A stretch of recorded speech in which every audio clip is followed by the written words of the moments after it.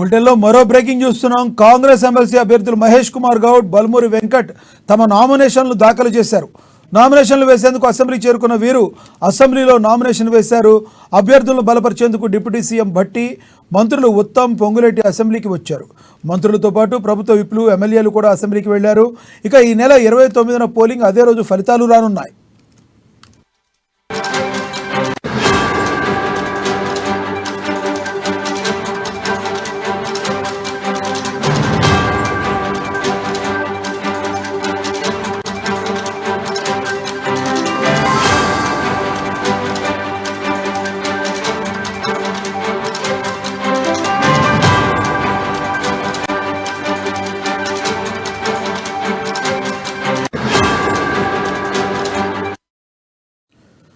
Breaking news చూస్తున్నాం. Congress MLC అభ్యర్థులు Mahesh Kumar Goud, Balmuri Venkat nomination దాఖలు చేశారు.